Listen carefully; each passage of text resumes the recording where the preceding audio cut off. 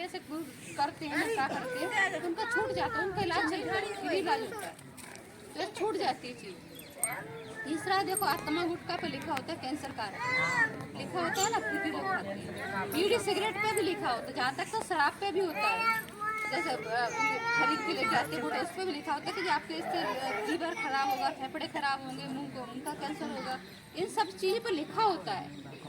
फिर भी पब्लिक नहीं मानती, पैसा बर्बाद होता है ना, तो इन चीज़ से बचकर। तीसरा है देखो, दूसरा है जो आप पन्नियाँ वगैरह जलाते हो ना, जैसे आप चूल्हे में खाना बना रहे हो या सर्दियों में अलाव लगाते हो या फिर अपने कचरा इकट्ठा करके जला दिया, तो जो प्लास्टिक पन्नियाँ, जूता चप्पल या जूता चप्पल की कतरन, इस तरह का जो लगा लेते हो सर्दियों में अलाव हाथ सेकने के लिए, या कचरा या चूल्हे में जलाते, इससे भी कैंसर होता है। उसका जो धुआं है काला काला, हाँ आपने देखा ना, बदबू आती है, बदबू में तो हाँ, वो धुआं सभी के लिए हानिकारक होता है, चाहे पक्षी, चाहे जानवर, चाहे इंसान, सभी के लिए। इससे भी कैंसर होता है। तो वो धुआं नाक से मुंह से अंदर जाके फेफड़ों में जाके ब्लड में चला जाता है, और ब्लड में जाके किसी कौन से अंग में जाके जमा हो गया तो वो जाकर उसी अंग का कैंसर कर देता है। इससे दिमाग कमजोर होता है, जो इसके संपर्क में रहते हैं ना, वो एकदम कहते हैं ना झगड़ालू किस्म के लड़ने वाले।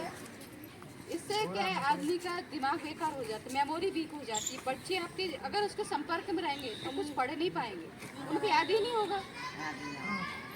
तो बहुत सी चीज़ ऐसी है, इससे हमारे पक्षी प्रभावित होते हैं, हमारे जानवर होते हैं वो प्रभावित होते हैं, तो इन बहुत सारी बीमारी होती है इससे, तो इनसे बच के रहना है। जैसे आप चूल्हा जला रहे हो तो आप चूल्हे में जैसे आपकी लकड़ियाँ रखी है, जो घास फूस होता है ना, खेतों की जो नरवाई होती है, उससे आप चूल्हा जलाओ, लकड़ियों से जला लो, कंडे रख लो, पर पन्नी मत जलाओ, प्लास्टिक कोई चीज़ मत जलाओ।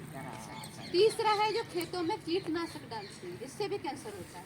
पंजाब हरियाणा में सबसे ज़्यादा कीटनाशक डालते हैं, तो वहाँ पे ज़्यादातर हर घर में कैंसर का पेशेंट मिलता है।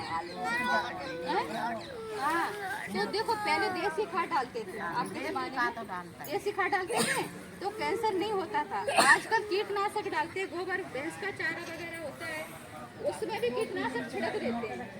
तो भैंस जो चारा खाती है कीटनाशक का, तो जो उसका दूध होता है वो दूध में चला जाता है, घी में चला जाता है, तो उससे भी कैंसर होता है।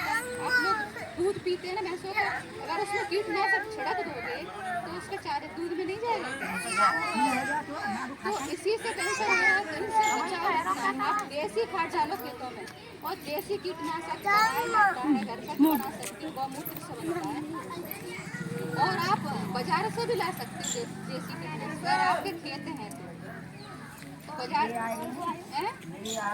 हाँ देसी कीटनाशक,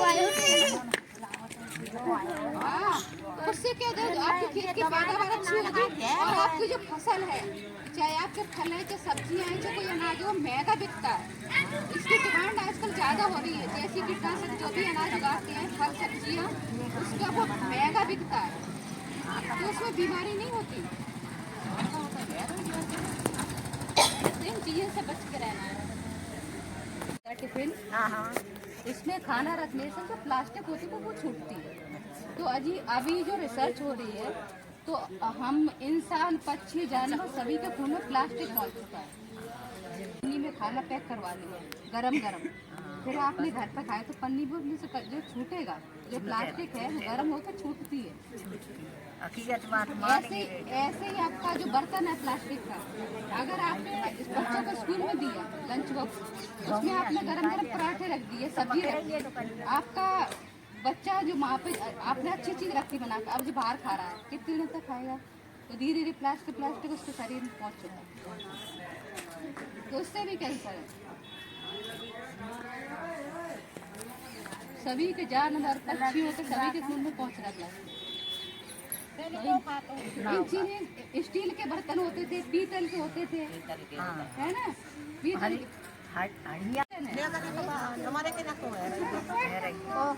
देखा ना, पहले हार्ट अटैक होते थे क्या? नहीं, प्रदूषण, हम लोग जो खा रहे हैं वो सारा केमिकल का खा रहे हैं, प्रदूषण की वजह से, और टेंशन, आजकल किसी का बर्दाश्त नहीं करता ना कर ना कर। हाँ, पहले क्या है, आप बहुत सुना दिए अपने घर में, हेलो,